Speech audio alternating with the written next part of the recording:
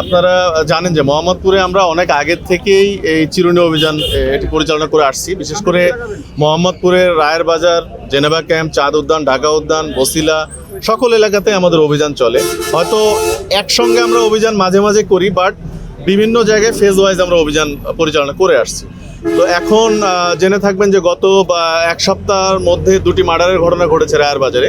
যদিও আমাদের পুলিশ সদস্যরা তাৎক্ষণিক সেই 2টি মার্ডার মামলায় ডিটেক্ট করে আসামি ধরেছে এবং আমাদের পাশাপাশি অন্যান্য আইন শৃঙ্খলা রক্ষাকারী বাহিনীও এক্ষেত্রে কাজ করে যাচ্ছে।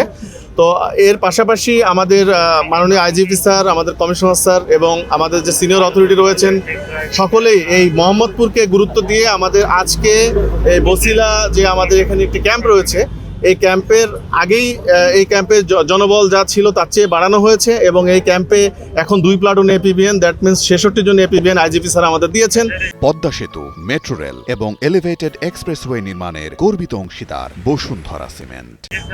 যে এপিবিএন এর সদস্যরা আমাদের সঙ্গে এই মোহাম্মদপুরে যতগুলো অভিযান আগামীতে চলবে, এপিবিএন এর সদস্য আমাদের সঙ্গে থাকবে এবং আমরা একসাথে এই মোহাম্মদপুরকে অপরাধ নিয়ন্ত্রণের জন্য এপিবিএনকে কাজে লাগাবো এবং এই মোহাম্মদপুরে যে সন্ত্রাসী কর্মকাণ্ড যারা ঘটাচ্ছে তাদেরকে আইনের আওতায় আমরা আনার চেষ্টা করব এবং এই চেষ্টা আমাদের আগামীতে অব্যাহত থাকবে। যে এই মোহাম্মদপুর এলাকায় বিশেষ করে এই রায়ের বাজার থেকে শুরু করে যে এই এলাকাটি বেড়িবাঁধ এলাকায় যে অপরাধের কর্মকাণ্ড ঘটে, আপনারা বেশিরভাগই জানেন যে এরা ভাসমান এবং বিভিন্ন জায়গা থেকে এরা আসে, আশেপাশের উপজেলা থেকে আসে, আশেপাশের দূরবর্তী জেলা থেকে এখানে অনেকে অনেক কাজ করে, যাদের হয়তো স্পেসিফিক কোনো জীবিকা নেই, এরাই ছিনতাইয়ের কাজে যুক্ত থাকে, এরাই কিশোর গ্যাংয়ের বিভিন্ন সদস্য হিসেবে লিপ্ত থাকে।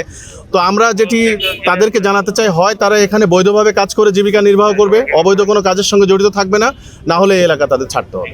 মিনি থানার বিষয়ে কথা হচ্ছে বসিলা এলাকায়, আপনাদের থানার আবেদন আছে, এই বিষয়ে কোনো অগ্রগতি আছে না?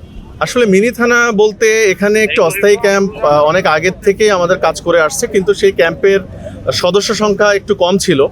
এখন সেই সদস্য সংখ্যাটি আমাদের কমিশনার স্যার বাড়িয়েছেন।